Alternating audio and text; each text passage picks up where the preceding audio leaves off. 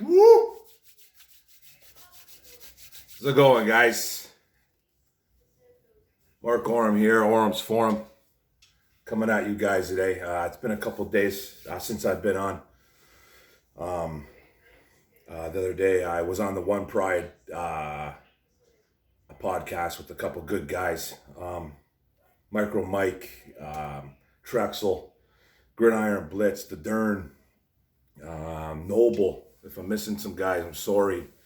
I had a really good time. I wanted to thank those guys for the opportunity to let me go on their podcast. Hopefully I can go back on there, and hopefully I didn't mess up too much. We had some glitches, but it was a great time. Hopefully I get back on there. But what I wanted to talk about today was a guy named Matthew Stafford. Everybody knows who he is. He's a Detroit Lions football quarterback. That's what he is. And gets a lot of flack in the city of Detroit from fans from all over the place. He's still one of the best quarterbacks in the league. Top 10, easy, without a doubt. I even put him in the top 8, top 7, top 8. I put him in there. always showed up. Always done what he was supposed to do. I want to tell you a little bit about him. He's 32 years old. Born in Georgia. Born in Georgia. Raised in Dallas, Texas.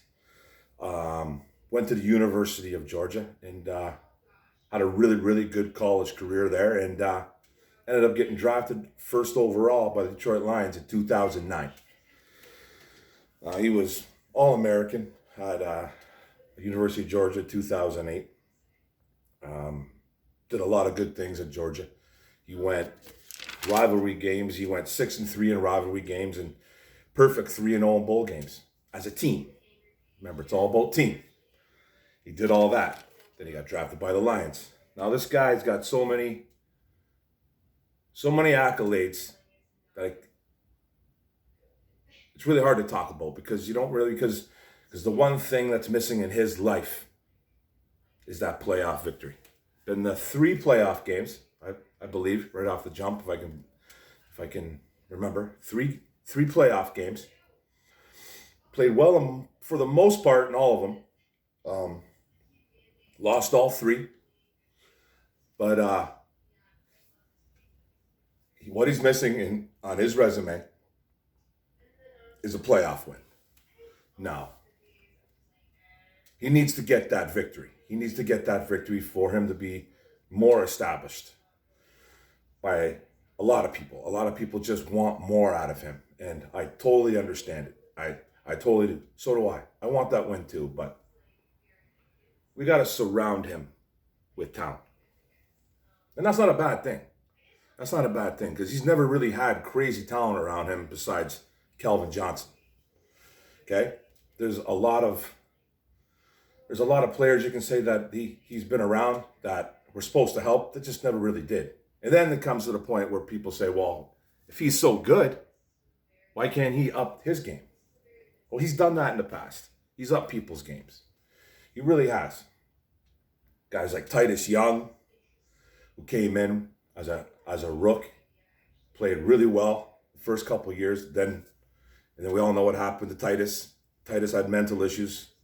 And he got in trouble with the law, and the rest was history. Never set foot on an NFL field again. Then he had guys like Nate Burleson. They tried to bring in tight ends like Brandon Pettigrew, who was strictly a blocking tight end in college, and turned him into a pretty decent pass-catching tight end in the pros. But he always had Calvin, but he never had a running game. I think one time he's had a running game. 2014, I believe it was Reggie Bush and Joique Bell. Got a great rushing tandem there. It was excellent. One of the top defenses in the league. Ended up making the playoffs. Then lost to the Cowboys in 2014. That happened. Then the team kind of got a little bit dismantled. Sue left. Guys weren't as good. Just kind of a up and down roller coaster. Something that you can't really reflect on in a positive way, I guess. But if 2014, that was their best team since the last time. Since that was the best Stafford team. Put it that way. I thought that was his most complete team he's ever had. But Matthew's been in the paper again because his home's going up for sale. His $6.5 million mansion that he has. Hallelujah, boys and girls. Hallelujah, man. Get your kids to be an NFL quarterback, okay? My God. And so when that happens, stuff starts flying around. People don't, you know what I mean? Rumors come flying out of the woodwork all of a sudden. Oh my God, the Raiders are coming in. Look out, New England. New England's picking them up. They're giving us draft picks. Bill Belichick's going to give us a 7th and a bag of balls for Matthew Stafford. It ain't happening like that, okay? You can't get rid of Stafford right now. You can't. They drafted this team this year. Quinn drafted this team for Stafford to win now. Make the playoffs, win a playoff game. Have to do it. Like, I've written some stuff here. I've written down a bunch of awards. I'm not even gonna mention the awards because he has so many of them. He has so many franchise awards, and he's got a handful of NFL passing awards. He's got over 35, 40 records. I mean. He's got all kinds of records. Now, I'm not even going to mention them. But I am going to mention that he's thrown for 41,000 yards in his career, 256 touchdowns to 134 INTs, with a 62.5% completion percentage. That's in 11 seasons. Okay? So there you go for that. But he's done so much for the city. He just gets walked all over. Like when stuff like this comes out about his home going up and that people are just dying for him to get out of town, what's the other option? But like, honestly, guys, what do you guys want?